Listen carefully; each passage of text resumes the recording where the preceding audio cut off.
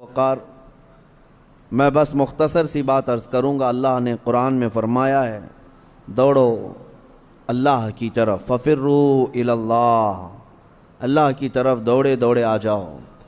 سابقوا الی الخیرات، نیکیوں کی طرف دوڑ بھاگ کرو، جتنا ہو سکے بھاگو۔ صحابہ کرام رضوان اللہ تعالیٰ علیہم اجمعین میں اس بات کا تو کمپٹیشن ہوتا تھا، وہ نیکیوں میں سبقت لے جانے کے لیے ایک دوسرے کے آگے بڑھنے کی کتنی تمنائیں کرتے۔ اور یہاں ہم کن چیزوں میں آگے بڑھنے کی ہوڑ لگی ہے دنیا میں، باقی نیکیوں کی طرف کتنے لوگ دوڑتے ہیں وہ سب کو پتہ ہے۔ اکثر کو تو یہ چاہیے کہ مجھے سب سے پیچھے والی جگہ ملے، نہیں،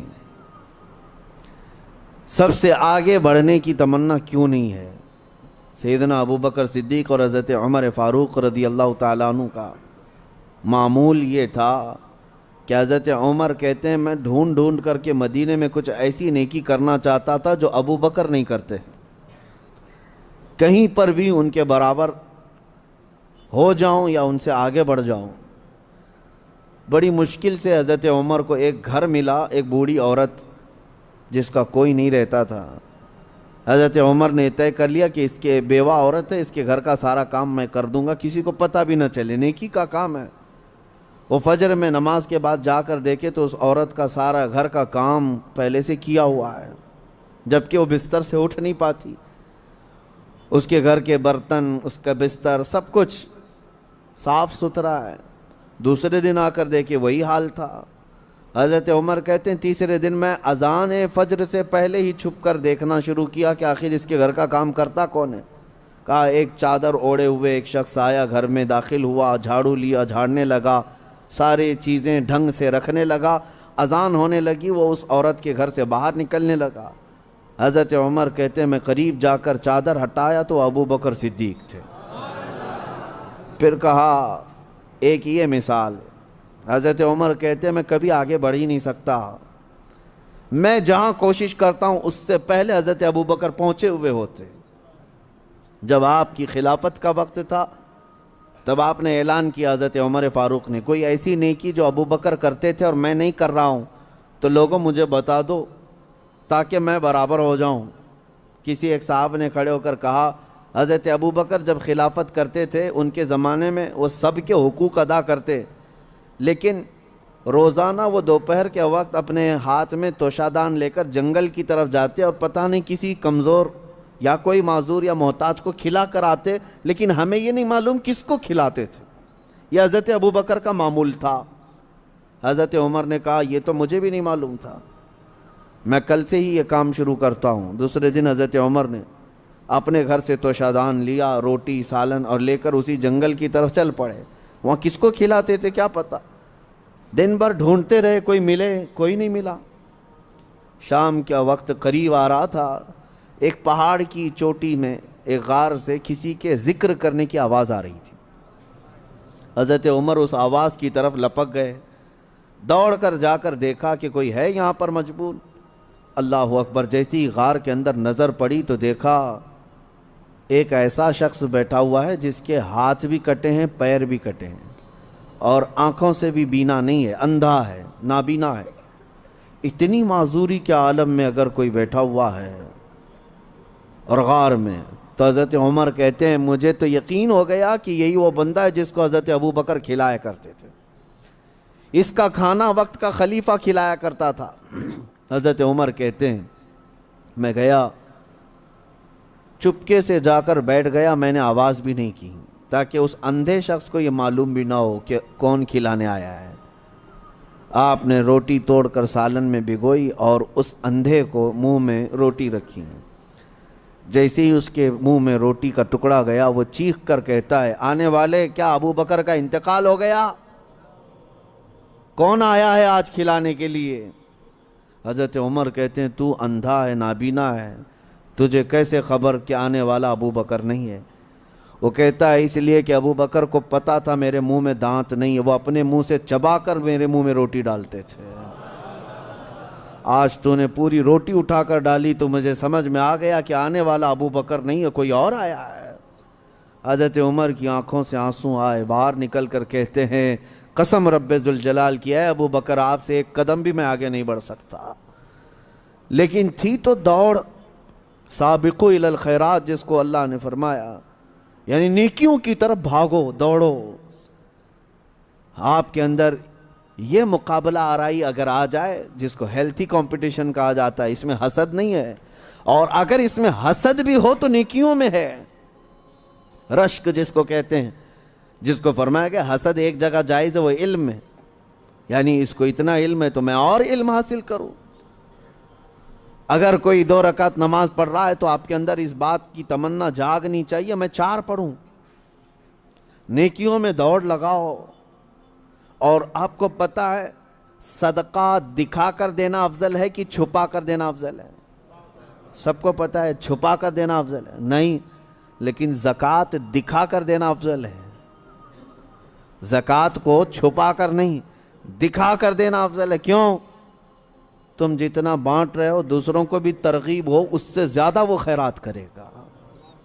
اس لیے نہیں کہ اپنے دیالو ہونے کا ذکر کرے کہ میں بہت زیادہ دانی ہوں، میں بہت زیادہ لوگوں پر لٹانے والا ہوں، فیاض ہوں، سخی، اس نیت سے نہیں، بلکہ اگر 500 کی نوٹ نکال کر کے دیا تو ادھر ادھر جو لوگ بیٹھے ہیں ان کے دلوں میں یہ شوق پیدا ہو کہ میں 1000 دوں، کیونکہ انسان کی فطرت ہے، وہ مقابلہ کرتا ہے، اور ایسے میں مقابلہ کرے تو بہت اچھی چیز ہے، یہ کمپٹیشن اچھا ہے۔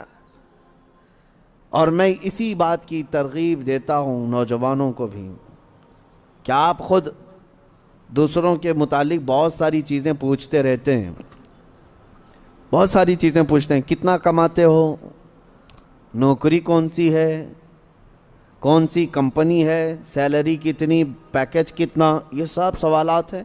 اور جب وہ جواب دیتا ہے میری کمپنی فلاں ہے، تنخواہ میری 50 سے 70 ہزار کی ہے، اور پھر سہولیات کیا ہیں، گاڑی آتی ہے، لے جاتی ہے، چھوڑتی ہے، یہ سب سنتے ہو، پھر دل میں یہ تمنائیں جاگنے لگتی ہیں، میری تو 1 لاکھ ہونا چاہیے، میری کمپنی اس سے بڑی ہونی چاہیے، مجھے بھی ایسی سہولیات ہونی چاہیے۔ یہ جو تمنا تمہارے دل کے اندر آئی، تمہارے پوچھنے پاچھنے کی وجہ سے ہی آئی۔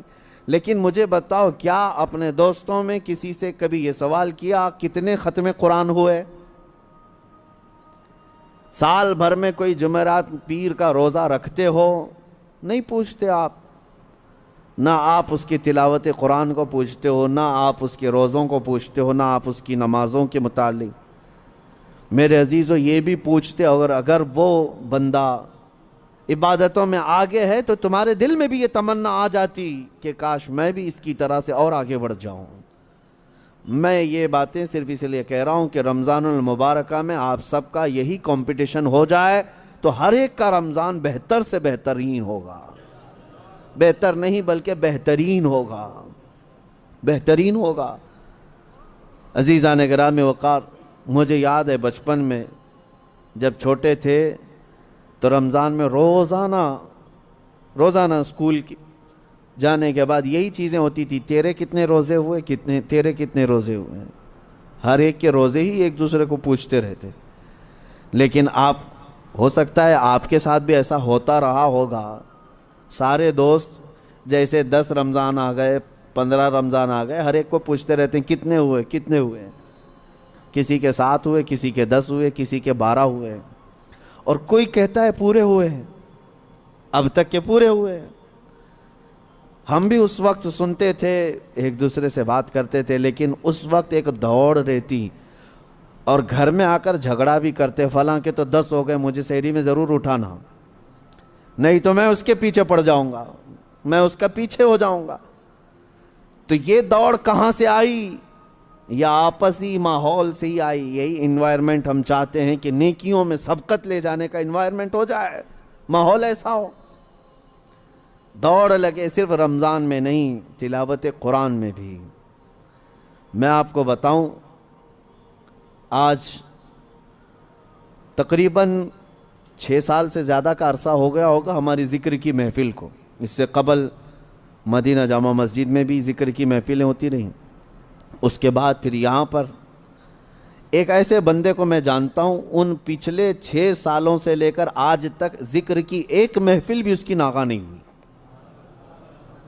اب تک جتنی محفلوں میں حاضر رہا اتنی محفلوں میں وہ بھی حاضر ہے۔ یہ اس لیے میں عرض کر رہا ہوں کہ لوگ اپنے اپنے ریکارڈ بنانا چاہتے ہیں، کاش ان معاملات میں بھی کوئی ریکارڈ مینٹین کرے کہ میری یہ چیز مس نہیں ہونی چاہیے، میری یہ چیز برابر ہونی چاہیے، تو اس میں آپ کو اس قدر بلندیاں ہوں گی، جو صحابہ کا ماحول تھا وہ قائم ہو جائے گا۔ صحابہ کے درمیان یہی ماحول تھا۔ حدیث پاک میں ملتا ہے صحابہ کرام مسجد نبوی میں جمعہ کی نماز کے لیے جو آتے، پہلی صف کا ثواب ہے نا، حضور پاک صلی اللہ تعالیٰ علیہ وسلم نے صرف ایک بار یہ ارشاد فرمایا کہ اگر میں تمہیں بتا دوں کہ پہلی صف میں نماز پڑھنے کا ثواب کیا ہے، تو اس پہلی صف میں آنے کے لیے تم سب آپس میں تلوار بازیاں کرنے لگ جاؤ گے، جنگ ہو جائے گی تمہارے درمیان۔ تو حضور پاک صلی اللہ علیہ وسلم نے اتنا فرمایا تھا، لیکن تلواریں تو نہیں نکلتی تھی صحابہ کی۔ لیکن جمعہ کی نماز کے لیے جو صحابہ مسجد نبوی میں آتے تھے، جانتے ہیں وہ کب آتے؟ فجر کی نماز میں آ جاتے تھے۔ جو فجر کی نماز میں حاضر ہوا اسے جمعہ کی نماز پہلی صف میں ملی۔ تو یہ دوڑ تھی۔ اور اس کے علاوہ صحابہ کا معمول یہ تھا کہ وہ کسی چیز میں پیچھے نہیں رہنا چاہتے تھے۔ وہ نبی پاک صلی اللہ تعالیٰ علیہ وسلم کی محفلوں کو کاؤنٹ کرتے ہیں، کس نے کتنی محفل اٹینڈ کیا ہے، اس میں اس کی فضیلت بھی تھی۔ حضور پاک صلی اللہ تعالیٰ علیہ وسلم کے ساتھ کتنے سفر کیے، کس نے کتنے جنگوں میں شرکت کی، اسی اعتبار سے ان کے مقامات ہیں۔ کوئی صحابی ہیں جو حضور پاک صلی اللہ تعالیٰ علیہ وسلم کے ساتھ 10 جنگوں میں شریک رہے، کوئی 12 جنگوں میں شریک رہے، اور کچھ صحابہ ایسے ہیں جنہوں نے حضور کی ہر جنگ میں شرکت خود فرمائی۔ جتنے غزوات میں حضور تھے اتنے غزوات میں وہ بھی تھے۔ صحابہ ان کو اتنی قدر کی نگاہ سے دیکھتے اور کہتے ان کے مقام کو تو کوئی پہنچ ہی نہیں سکتا۔ یہ ماحول ہو، ایک دوسرے پر سبقت لے جانا نیکیوں میں، یا بے حیائیوں کا دورہ ہے۔ یہاں پر اکثر نوجوان یہ چاہتے ہیں کہ وہ آدھا بے حیا ہے تو میں پورا بے حیا بن جاؤں۔ نعوذ باللہ۔ دنیاوی اعتبار سے میں کمپٹیشن کرو گے، مقابلہ آرائی کرو گے تو ذلت کی طرف جاؤ گے، بہت زیادہ عمیق غار میں گر جاؤ گے۔ جانتے ہو آج اسی دکھاوے کے چکر میں، ریاکاری کے چکر میں پورا معاشرہ تباہ ہو رہا ہے، پورا معاشرہ برباد ہو رہا ہے۔ لوگوں کو دکھانے کے لیے کتنے کام ہو رہے ہیں آج جاؤ ہماری شادیوں کے محلات دیکھ لو، پارٹیاں دیکھ لو، تمہارے برتھ ڈے کی پارٹیاں دیکھ لو، یہ سب ایک دوسرے کو دیکھ کر اپنی بڑھوتری بیان کرنا اور اپنی بڑائی ظاہر کرنے کا ہی ایک ہی مقصد رہ جاتا ہے۔ سب کا حال یہی ہے، اس میں دوڑ کیوں لگا رہے ہو؟ تم جتنا بھی دوڑو گے دنیا میں کسی سے پیچھے ہی رہو گے، کتنا کر لو گے۔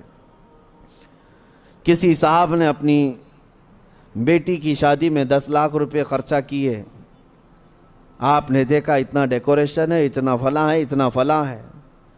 اسی دن سے آپ کے دل میں یہ تمنا جاگنے لگی میں 15 لاکھ کر کے دکھاتا ہوں۔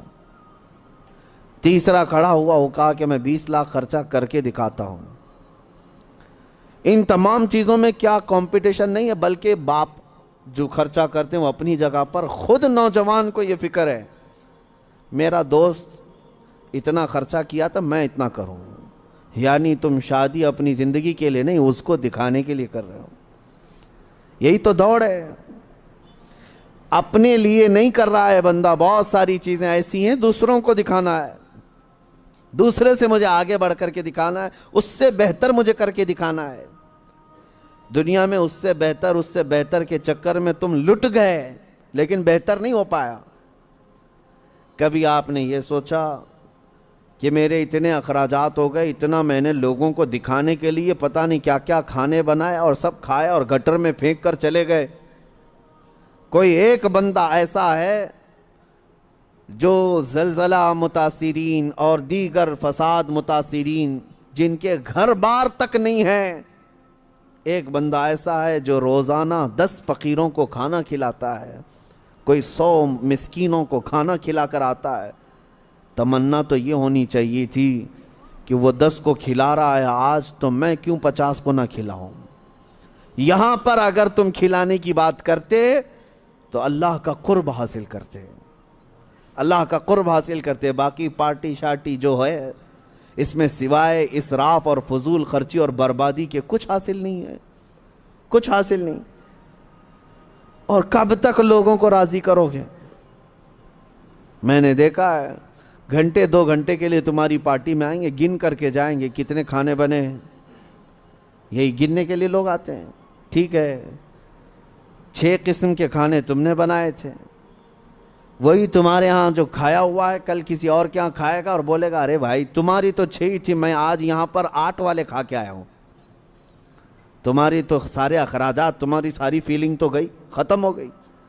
جس کو راضی کرنے کے لیے اتنے خرچے کیے تھے، تمہاری استطاعت سے بڑھ کر کے خرچہ کیا تھا، وہ کسی اور جگہ کھا کر کے پھر یہ کہے گا تیرا کم تھا، فلاں کا زیادہ تھا، تو تمہیں بے سکونی ایسی ہی رہ جائے گی، وہ بے اطمینانی ویسی رہ جائے گی۔ چھوڑو، اسی لیے کہا ہے شاعر نے چھوڑ فکر دنیا کی، چل مدینے چلتے ہیں۔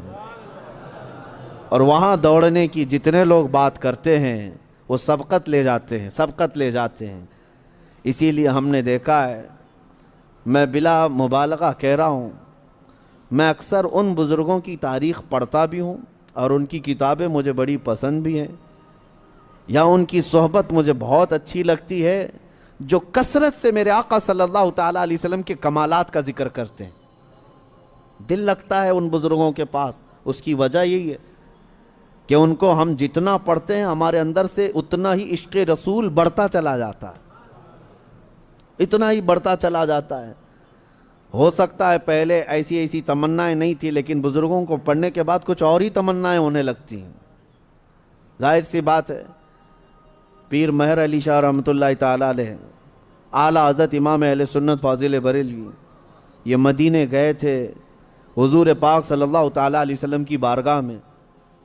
ہزاروں نہیں، لاکھوں کروڑوں لوگ آتے ہیں، اپنی اپنی تمنائیں مانگتے ہیں، یا رسول اللہ میں فلاں ہو گیا، فلاں ہو گیا، آپ مجھے یہ عطا کر دیں، وہ عطا کر دیں۔ لیکن ان بزرگوں کے سوال تو یہ تھے کہ یا رسول اللہ کچھ نہیں، بس آپ اپنی قبر انور سے باہر آ کر دیدار کرا دیں، تجھ سے تجھی کو مانگ کر مانگ لی ساری کائنات۔